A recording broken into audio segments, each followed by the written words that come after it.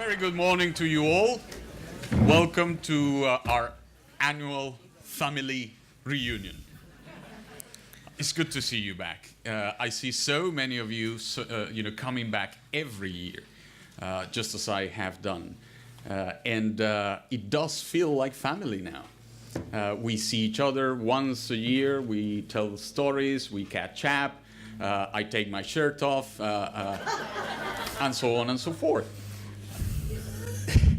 This couldn't be, a better place to begin our family reunion. Monica McWilliams has been engaged with the Irish peace process for over 21 years. Still engaged, both as a civil society activist and as a politician. Tim Phillips, also involved with the process for 21 years. You know him, the CEO of Beyond Conflict, an organization that has done so much for peace in so many places in the world. I have to begin by thanking you both, because back when I was a teenager in Colombia, surrounded by the horrible conflict that is still going on, Ireland meant two things, both Southern Ireland and Northern Ireland. It meant brilliant music. It meant U2. That album, War, was very important for us teenagers, because as it always happens with these kinds of conflicts, you become so habituated to what is going on that they become invisible. So actually, the music reminded us about what was going on. Secondly, you meant hope. For us, what was going on in Ireland, the peace process, meant that we could dream up of a time to come when Colombia would also see peace.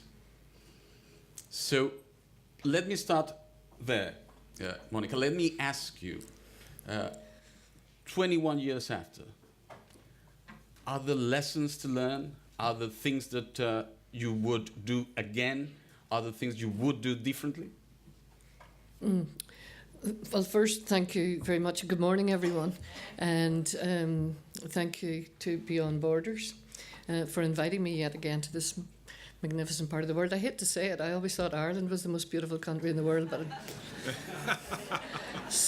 that road up and being here this morning, Scotland's definitely coming in. But don't tell anybody back in Northern Ireland I said that. I thought you were going to say Colombia. Beautiful. Colombia's also up there. New England in the fall. If you've ever been to Cartagena, which is where I was the day the Colombian agreement was signed, that I also fell in love with it. So, and isn't it amazing that in such beautiful countries, such terrible conflict can happen? So 21 years ago, well, it's actually 22 that we entered the peace talks. Let me tell you a little bit about how I got there. Like a lot of women in this room, we were outsiders. And we're often looking inside at rounds and rounds of failed negotiations. And eventually the ceasefires came in 94, and a group of us came together and said, perhaps it's time for women to stand up. We'd always been clapped on our backs for having kept the peace in the community. And it is true, women had worked so hard in civil society. And we said, maybe it's time that we stuck our heads up and formed a coalition of women from both sides, or those who didn't identify with being on either side. And we had no intentions of getting elected, especially not with a poster that said, "Wave goodbye to dinosaurs." And that didn't make us very popular. And it was a beautiful election, which is a lesson, because it was so different from every other election. It was going to be the first 10 parties across the line that would get to the table. And women do not like standing by themselves. Also like men, because we could put our lives at risk. We had children, we had homes. But if it was a team, if it was a party, then they didn't come after you in the same way, or tear your reputation apart, or tear your kind of name apart. And so there was some comfort in the fact that it would be 10 parties, but we never dreamed that the Women's Coalition could possibly ever raise enough votes across the country to be one of those parties. It does help if you have 96 first cousins, which I have. Is that one distinction between Scotland and Northern Ireland? Yeah. So that was a start. But let me get to the point, which was that the first lesson is to get a good election system. And it is important to have armed groups at the table.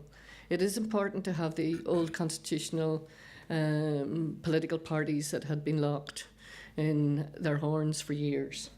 But bring in some new people, bring in fresh voices, and most importantly, bring in women and civic society. And I think the Stefan de Mistura learned some of that through the United Nations with the Civil Society Advisory Group and the Women's Advisory Group. And that's all new. And that was 20 years later. And I'm very happy to say that one of the lessons was that when people looked at Northern Ireland and saw what the women did, the UN resolution on women, peace and security, in which Beyond Borders now does so much work, came out of our process. It's not the only one that contributed to that resolution, but when I heard that we had, that was very heartening, and that came 2 years later. So we spent 2 years. It was an inclusive process. We brought people in from the cold, and that was a lesson. If you keep people out in the cold, particularly if they've been accustomed to engaging in violence and know nothing else and believe that it's a means to an end and that political resolution doesn't work, then somebody has to talk to them. And so we opened up back channels and we started talking to those that were known as terrorists. So talk is important, but we were called women in love with murderers, which wasn't very good for us. But we did it quietly. There's another message. Below the radar, nobody knew we were doing it. And when it became public, we had to accept, of course, that this is what we were doing. So that's the first lesson. Get into dialogue. This is a process, a long process. You need patience and you need time. And 2 years may not have been as long as Colombia. You were 4 years in Cuba. We were at home for 2 years. And so a lot of pragmatism then needed to happen. Yes, everyone comes in with their great certainties. And of course, what is the certainty? It was you caused all the trouble. It was your side caused everything. It wasn't us. And so a lot of venting. Until the point where I thought I was going to lose my head. Shouting, adversarial nonsense. Oh, the very first night of the talks, one guy got up and ran across the table in order to put Senator Mitchell out of the chair, who was chairing the talks. I stood up and said, "Arrest that man." And then I realised I was at peace talks. And I thought, this is the first day? What's it going to be like? And of course, that year, the IRA had planted a bomb in London and broke the ceasefire. And we said, they're not in the room, but their ghost is going to rattle around this room. And so we said, we'll go out and talk. And we talked, and we brought the other armed group, the Loyalists, who had, one of them murdered my boyfriend in 1974 when I was a student at the university. And I was seated right next to that party.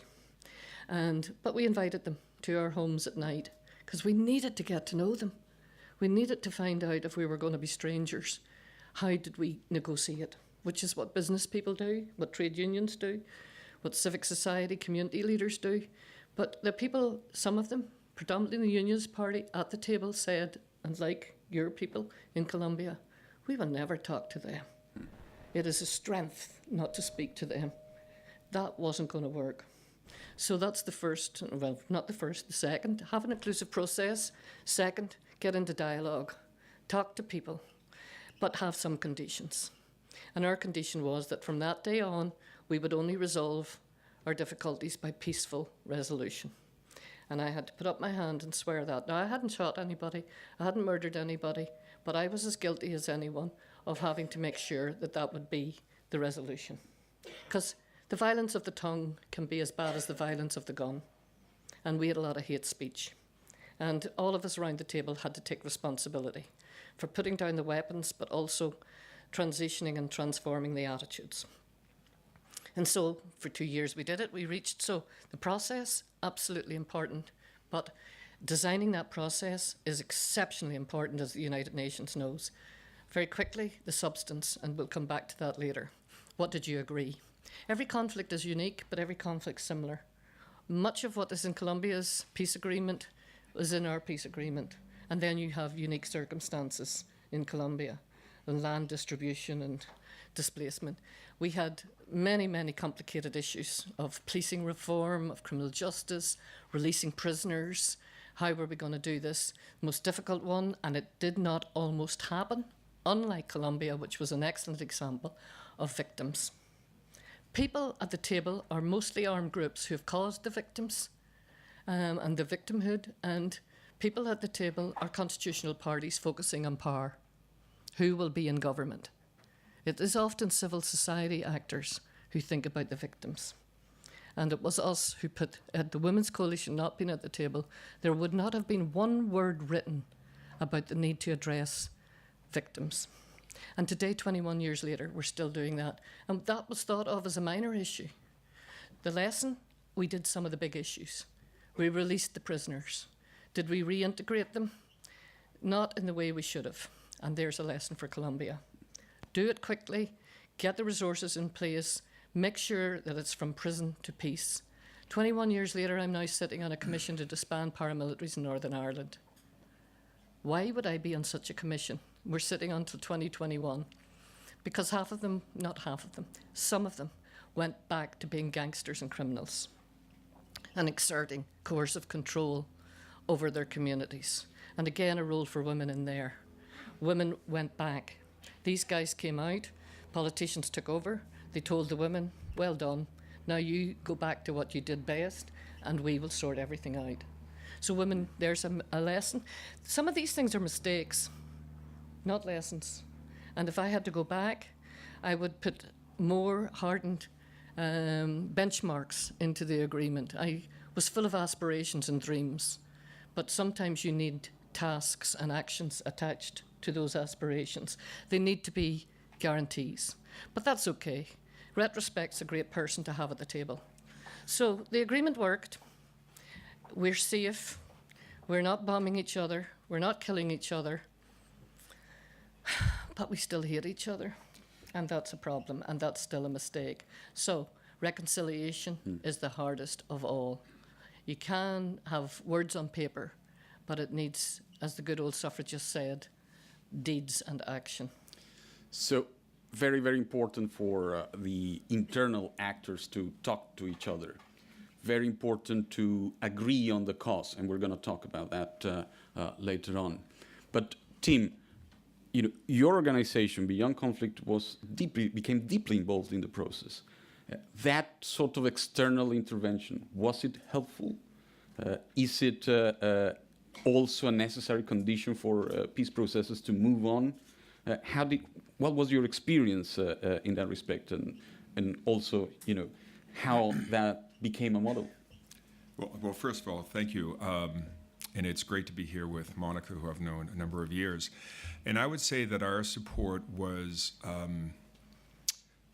what's the word I'm looking for? It was there to sort of help create the conditions where people can imagine that change is possible. Mm-hmm. I mean, the real work was not done by us. It was done by people like Monica and many people in Northern Ireland and the Republic and the UK broadly, but particularly the people in Northern Ireland.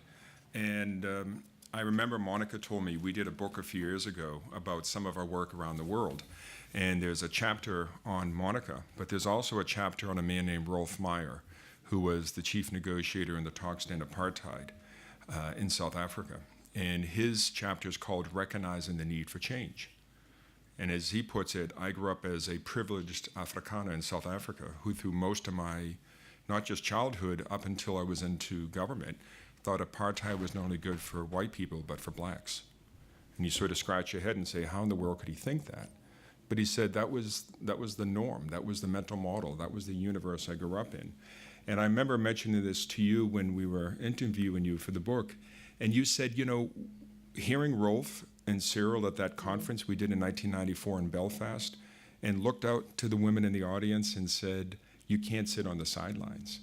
And I remember you told me that story, and I think what we like to think about in the case of Northern Ireland is to be a support, is to help people like Monica and others who are thinking about change, to model it through the experience of others, to bring in others to say that they have been through what you're going through now. It's not a perfect analogy, but fundamentally there is a shared human experience. And just this week we repeated that example because we're in trouble in Northern Ireland. We haven't had a government for 2 years. And I mentioned Cyril Ramaphosa and Ralph Mayer coming. And I remember at that meeting, and I sat in it and dreamed if we would ever get to where they had got and that kind of leadership. And I said this week that what they did, and I'll never forget it, was they went fishing. And they picked up, one of them didn't fish, didn't know what a fishing rod looked like, but decided was going to go fishing in order to speak to the person on the other side. And then they started picking up the phone. And the message was, pick up the phone when you're in trouble, not when you're celebrating successes. So my message this week is our First Minister has broken her leg. And I asked the question, Deputy First Minister has broken her leg from Sinn Féin party. And the opposite party is the First Minister, DUP. And I asked, did she pick up the phone and say, I'm sorry you broke your leg, you've got time in your hands as you do when you break your leg, and can I come and sit down with you? And has that conversation happened? No. So what needs to happen? Mediation. It's time, I think, again, where you bring in trusted individuals, maybe not anymore from outside, but perhaps from inside. And the media asked me, who would you get? And I said, and one of them's here. I said, I have an address book full of them. So there is a time when you need facilitation, you need mediation, you need negotiation. And we did negotiate our way out, but right now I think we need to get back to some mediation. And one of the things Nelson Mandela and Tim, you were there and involved in our trip to South Africa. Let me tell you how bad it was. In 1997, we had to take 2 aeroplanes to get to South Africa because no party, well, we would, but many of the parties in the Ulster Unionists would not travel with the terrorists, which was Sinn Féin. So we arrived in this military camp and we didn't know where we were going. It was blacked out helicopters and we were going to be locked up. And I said, who are we going to be locked up with? President Mandela. Oh, okay, don't mind. That's fine. So there we were for 3 days. And President Mandela started engaging with us. First problem, they hadn't divided the men's toilets. And the men refused to go into the same toilet. To the toilet? Can you imagine women saying, I'm not going into the toilet with her? It created havoc. And so what did they do? They gave us different coloured badges. So the Protestants went into that toilet and the Catholics went into that toilet. And Nelson Mandela said, you've brought apartheid back to South Africa. He was angry. And he was. And he said, you're all supposedly Christian. You're all white. You all speak English. And you all hate each other if you can't go to the toilet together. And I was ashamed. Yeah. And then we started, because there's another message for Colombia and for us and for you, because I'm sure you feel the peace of being out of the country and the retreat that this place is offering and the way to reflect and think is sometimes you need people quietly to take you to another place where you can then, with no cameras, begin to engage. And that was the moment I believed we will come back to Northern Ireland and we will make peace. Because everybody listened to what de Klerk's people had to say, Buthelezzi's people, Mandela's people. That story's never been told, by the way. The story of the United States and its influence and the story of the European Union, I call them our champions, our third parties. But South Africa's story really needs to be told. And they had such influence. And I've met them since, and I now have photographs of this current president of South Africa where we're sitting laughing and chatting at that meeting. And they came into our prisons. They came back and came with me and came with others to talk to those who were in prison about the importance of getting out of prison and being part of the peace deal. So your question, are outsiders important? Independent, international, with integrity and with no kind of strategic interest in making money, which is often, too often, how people interfere. And for us, we were very fortunate in having good partners walk alongside us. And can I just point out that when the Good Friday Agreement was signed, I was excited, and I got on the phone and I called both Cyril and Rolf independently in South Africa, and I said, are you excited by this achievement? And they independently said to me they were deeply concerned. And I was like, why? I mean, why rein in this party? And they said they just watched the parties go to the cameras and give a different interpretation of the agreement they just signed. Yeah, And they said they don't have a shared agreement of what the war was about. yeah, And they both independently, and I hung up the phone and I thought, shit. And I thought, this is a problem. so true. And that's the power of this shared experience, Yeah. right? As you said, Monica, they were there, they were helpful. Yeah, And then you and South Africans Yeah. went to other countries like Colombia recently. But, you now can see the mistakes that were made. And they saw then, and they said, if you don't have an agreement about what your fight was about, how can you really move forward? but here's the thing for Colombia. Thanks for that, Tim, because Yeah. that allows us to go back to that Yeah. very important point you made before. If there is no agreement on the cause, the problem is still there, very much alive. Yeah. Never mind the piece of paper and the signatures. Yeah, Is that the case? I mean, here we are, 21 years Yeah. later. Northern Ireland has not had a government for Yeah. 2 years, constitutional crisis, and Brexit. yeah. I'm conflicted about the answer to that. Here's the reason. Had we tried to resolve the causes during those 2 years, we'd still be at the table, because everybody had a different version. President Mandela asked us that question, as did George Mitchell as the chairperson of the talks, and he got 48 different answers. So it would have been too difficult for us to have come to a conclusion. One side saw it all as a criminal, aggravated wave of gangsters who rose up.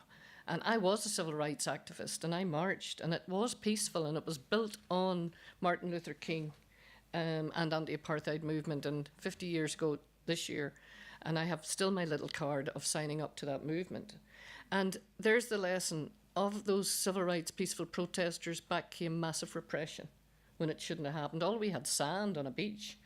And so that's a lesson. Do not, as in Syria, as in the Middle East, as in anywhere, let the protests be peaceful. Let the dissent come up. But if you have good leadership in politics, there are ways to resolve it. I did not engage, and it became a huge, I do believe it became a huge violent movement when it did not need to be, because people then said, they won't listen to us, and therefore we need to take up arms. And then you went 50 years, we went 30 years. But they believed ideologically, as in Colombia with FARC, and as in every country that is represented here, both sides ideologically believed that they were right. But, those days, the universal truth doesn't exist anymore. Every one of us brings a partial truth to that table. The next question we were asked is, where do you want to start? Oh, can we go back 800 years, please? Because, look what happened in Scotland, and then look what happened in Ireland, and could we go back to the Vikings? Maybe we should go back there. And I said, listen, the day we signed the agreement, let our new history start, because we can't agree on what went before. Now the answer, this is why I'm conflicted. 21 or 20 years later, is the time now right to get reconciled on the causes? And here's what I take from domestic violence, because that's the work I do all of my 40 years. If you're going to resolve this, how do you believe the person's genuine, the person who has offended you, harmed you? Well, if they say sorry, that's important, but I've heard too many sorries, and I'm not sure I can trust that sorry. Now it has become a habit. Every politician apologizes. And symbolically, it's important when Prime Minister Cameron, United Kingdom, Westminster Parliament apologised for Bloody Sunday, where I was present. It was so powerful, and everybody raised their arms in joy 40 years later, because we all felt that we had somehow been guilty about being present when the soldiers opened fire. And it was not our fault that people were there present. It was a civil rights. And to be exonerated is important, and it lifts that burden. But is the apology genuine? The next piece is accountability, and that's where we're at in Northern Ireland now. Do we come out and tell the truth? And is it the armed groups who tell the truth? And should we then incriminate them as a result of telling the truth? Or are the victims just happy that they've got the truth? And should we then go to court, which is retributive justice, or should we go to restorative justice? Should they put back what they took away? And then that's a message for perpetrators in domestic violence, and most definitely with political violence. So accountability is really important. But transformation comes with a change of attitudes. Of course, I can take the poker from the perpetrator who's abusing me at home behind closed doors. But, you know, just to throw away that poker or that stick, or as I said, not all arms are imported. This arm also does damage, as does the tongue to tell me, as I was many times, you're so stupid, sit up, stand down, get out of the road. At the political peace table, we were told that, humiliated, denigrated. So you lose your self-esteem, you think you're worthless. So those who did that need to take some responsibility, not just for how they behaved to their enemies, but also how men in those situations behave towards women. And to me, what the question women often ask is, what happened to us before the conflict? What happened to us during the conflict? And what is happening to us now after the conflict? What difference did peace make? And for me, that's a big question. Everyone's focusing, and quite rightly, on how to get a political resolution. But for me, I look at political terrorism, and I also look at domestic terrorism. And if I am wanting a peaceful Northern Ireland, as you want in Scotland, and as all of you want in your countries, it has to be both.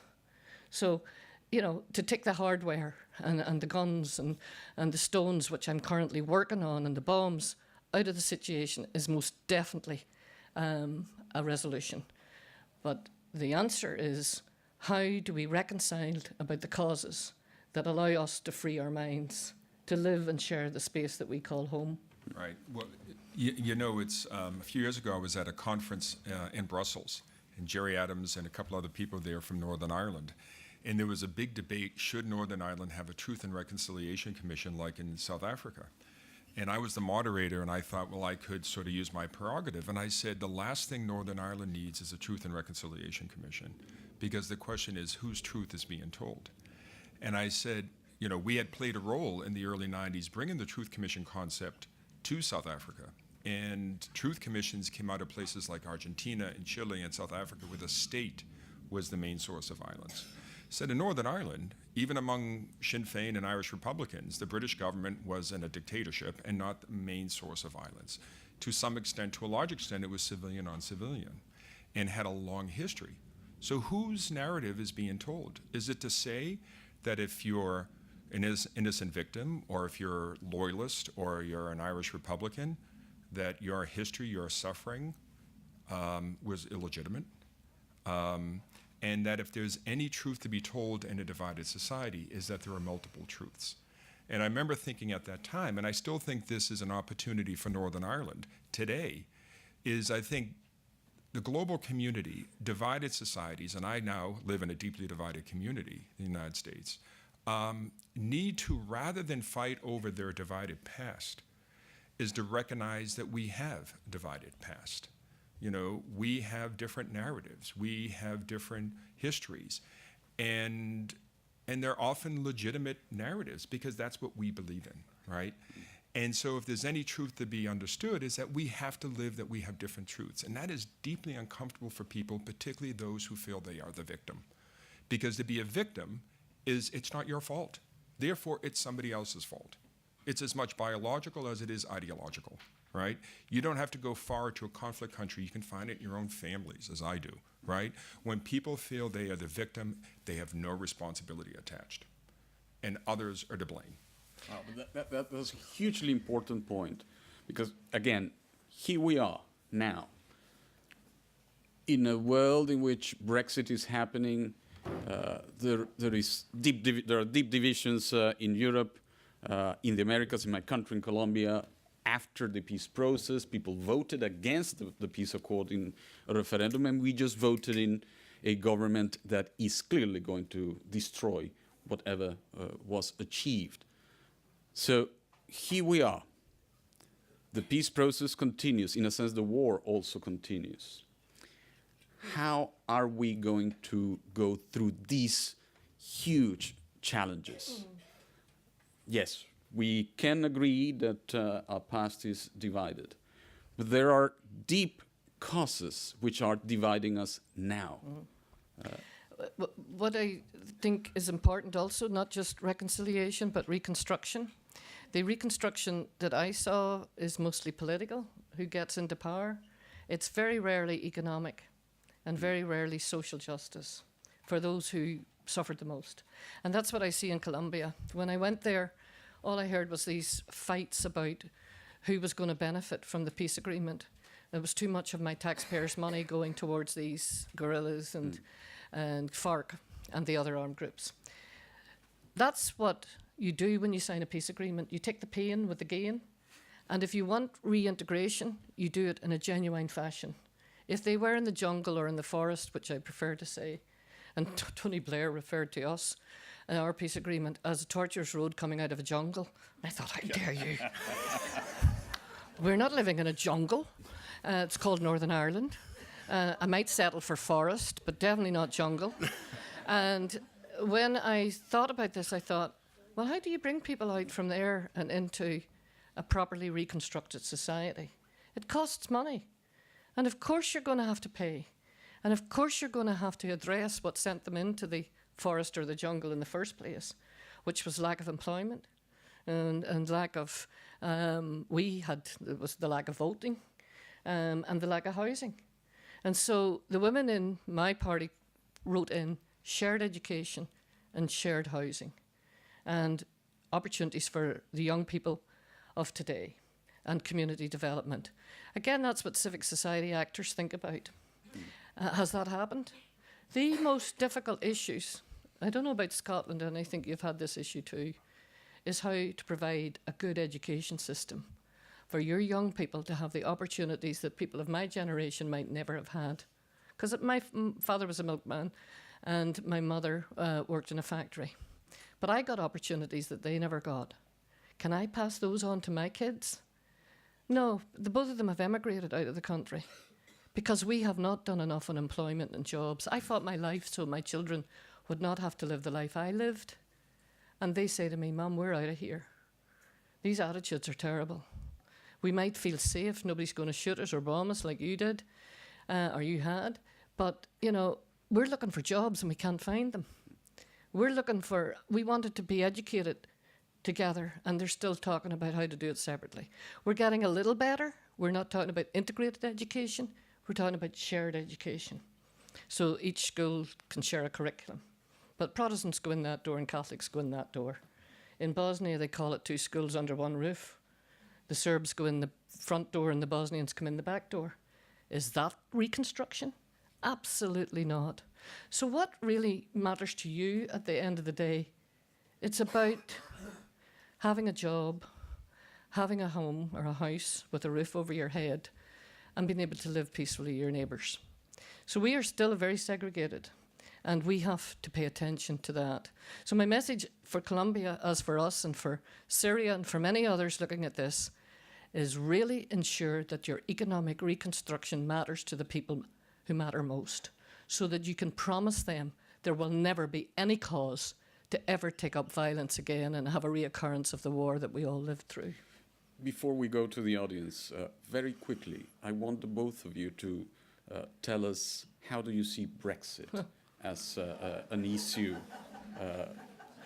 in relation to the peace process in Northern Ireland? Well, here's another lesson. When I signed off on the agreement in 1998, I signed it off with really content and comfortable in my identity and in the future constitutional status of Northern Ireland with the consent of the people.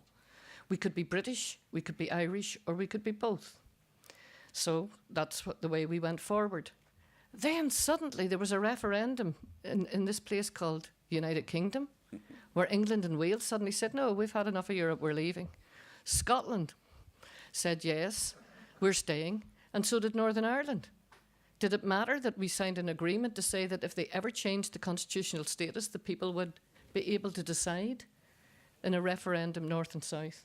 It has been taken away from us without us even having that decision, because the English and Welsh, if they so decided, and it is a foreign policy, and foreign policy was left with Westminster. So it has taught me a lesson that there are circumstances that come out 20 years later that can blow you out of the water, that you had never anticipated.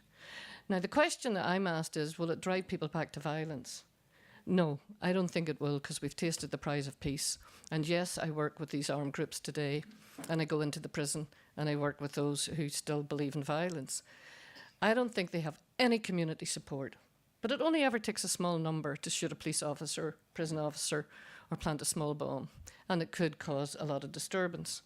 But the wonderful message from OMA with the 20th anniversary, where 29 people and 2 unborn babies were killed 20 years ago, was, and they were wonderful people who stood up together from both sides, Protestant and Catholic, nationalist unionists, and said, let us move on. Now, we have, and we are moving on, and then Brexit.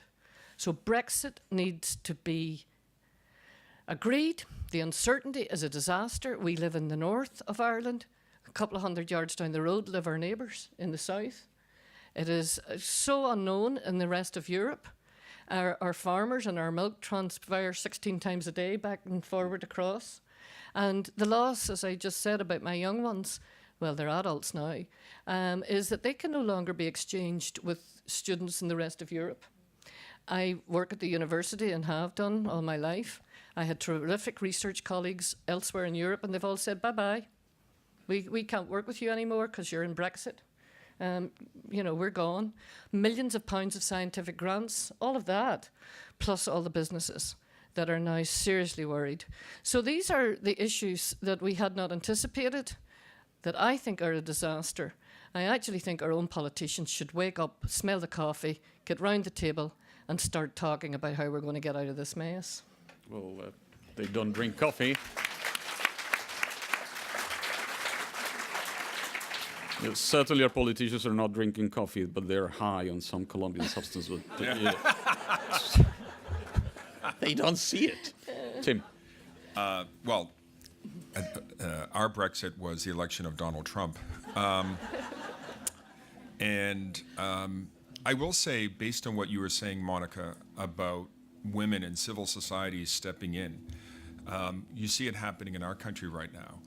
And I noticed this over the years, that when a country gets to a point, whether there's this window that opens in trying to end a conflict or trying to end a dictatorship or sort of that in-between, when a friend of mine quoted Gramsci, who said that, the most difficult moment is when you're leaving what you know to the uncertain future. But it's also... Monsters that's, wreak havoc, he said. Yeah, they wreak havoc. And so what I see happening is what I heard a great Polish dissident, Adam Michnik, say in 1990, that what communism did to the average person in Poland was force them to make heroic choices. Because a dictatorship or repression in any form interferes in someone's daily lives in ways they never expected.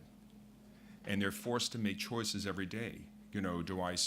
If I wanted a passport, he said, in Poland under communism, the passport agency would say, we will give you this passport to travel to Chicago, but you have to report on your family, on your neighbors and others. And at that moment, an average citizen is forced to say, well, do I collaborate? Do I lie? Or do I stand up to this? It means I lose my job, I lose my children's education and so forth. So these decisions, in some form or another, force people to hide, to shrink, to contract, to become a victim over time, right? But then the opposite of sort of expansion is this moment change can happen. And we see it in the United States, particularly women and others standing up and saying enough. And that's what you did in your colleagues in Northern Ireland. And you saw it in Colombia. So I don't know if this is happening within the United Kingdom around Brexit, but in our Brexit, people are standing up and saying, this is not the future we want. This is not the daily existence we want. And that's what happened in Northern Ireland. And I'm working on an op-ed right now to publish saying, I've spent the last 30 years, I never appreciated the sort of emotional safety I had as an American going to Northern Ireland and other countries and pushing people to reconcile and sit across the table for the enemy and all that. I said, damn it, that was really difficult. Because in my country, where we don't have that sort of violence writ large, it's hard to sit across the table from a friend or a family member who thinks that Donald Trump is the future. And it is emotionally very difficult. And so we're facing now in the United States a form of divide, a toxic polarization that is as dangerous as I've seen around the world. And my friends from Northern Ireland and South Africa and elsewhere are saying, you guys need to take the lessons that you brought to us back to your country. And that is so true. So the question is whether the future is orange. It's multiculturally colored. Let's hear it from Well, the it's audience. definitely not orange if you're talking about Northern Ireland. I knew you were going to say that. Questions? Let's begin here. Yes, thank you very much. It's quite an opportunity to listen to you. Saw your documentary as well. I'm Homa, and I'm from Pakistan. My question is about the coalition, women's coalition that you had made during your fight for liberation. And what happened to that? Did it dissolve? Because towards the end of the documentary, it says it just sort of finished off. But how are you now from there on taking it forward, your work? Are you doing it on individual level, or the coalition is still there somewhere? Because the pot has to be kept boiling with the mission that it was made for, or it was put there for. So just wanted you to kindly elaborate on that. Well, thank you for that, and I will be talking to all of you in the yurt, have I got that word right, the tent, this afternoon at 3 o'clock, so I'll answer more of that. But yeah, the Women's Coalition only ever got itself established for, really, it was to make the other parties put more women at the table, because there would have been no women at the table. And we wrote to them, and they said, that's not an important issue, that can wait until, and as usual, that's what we're told. And we said, no, we're not going to wait. We're going to do it. We'll form ourselves into this. And nobody believed we'd get elected, but we did. And so we only ever wanted to be at that peace table, to have the process and the substance address our issues as well as those who were going to be in the future government. And after the 2 years, we had a decision to make. Do we stand for the Legislative Assembly, or do we just say our job is done? But if you were going to implement the peace agreement, and this was what Rolf and Cyril were worried about, was what had we agreed? Did everybody agree the whole of the agreement, or were they only going to do a pick and mix? And they did a pick and mix. So we said we will stay involved in the process and the implementation for the next 5 years. And we were elected, 2 of us, to the Legislative Assembly. And it was tough. And then we said, that's it. And anyway, the agreement went down the tubes, and the Assembly was suspended 4 times. And I was out of a job 4 times. And I said, let us women go back to civic society and work from civic society. Now, there was one thing we promoted in the agreement that never was allowed to happen, and that was a civic forum. I don't know if you're familiar with what happened in the Republic of Ireland recently, where the people took to the streets and voted in a predominantly Catholic country on the first occasion, on one day in May, for same-sex marriage, and the people said yes. And then they went back recently on the issue of fetal abnormalities and rape, for terminations, for the right. And again, what came out was the powerful personal stories, the heartbreak, the tragedy of coming over here and coming to England. The people, 2 out of every 3 said, yes, we will change the law. It was based on a thing called the Citizens' Assembly. And this is powerful. And you know what? We in Northern Ireland envy. Now, you mightn't envy Scotland because you live in Scotland, but we look in Scotland and say, boy, have they got a really thriving democracy there. Look how involved the people are. At the local level, at the council level, at their local parliament. We need to get some of that back into our good civic society politics. So my idea is to resolve this and to go back to the spirit of the agreement is to have a citizens' assembly. I have discovered, and you probably have discovered often, and I was a politician, and I'm not being cynical about politicians, they're powerfully important people. But sometimes the people are ahead of the politicians. because they're only speaking to their next constituencies in their elections. And often they're in a little bubble, particularly, you will know this, in conflict. We all live in a little bubble because we're so frightened of speaking to the people there and there in case they tell us something different, but I have to get elected, so I must tell them what they want to hear. If there's a citizens' assembly made up of, randomly, the people on the rates register or the electoral register, you then have a representative body dealing with the most controversial, contentious issues that anybody's ever asked to deal with. And it turned out that the referendum was based on what the Citizens' Assembly had agreed. That's why the people then were able to go comfortably and say yes. And all the political parties then stepped in the Republic's government and said, we support what the Citizens' Assembly said. It is a great model. And I and a number of us here had the time to speak this morning. And I am, and certainly others in the Women's Coalition, are now promoting that. So the civic forum that I promoted and we wrote into the agreement was based on trade unions, businesses, farmers, disability victims, prisoners groups and others, and women's groups, children's groups, all sitting in one body. And we're now perhaps saying, okay, that was then, now let's call it a citizens' assembly. And let's have women in there who may not feel comfortable about being in big political decision-making roles, but are very comfortable in being civic society advisory roles. And that's where the women in Northern Ireland have gone back to. And some of us ended up, I ended up being the Chief Commissioner for Human Rights. Others have ended up being, in the Equality Ombudsman. I'm now sitting on this commission to disband paramilitaries. Would that have ever happened if we hadn't stood up back then? Because all of those commissions in most conflicts are all men. And so the lesson we take is you don't have to be in a political party to be a coalition and a network of different, diverse, pluralist opinions.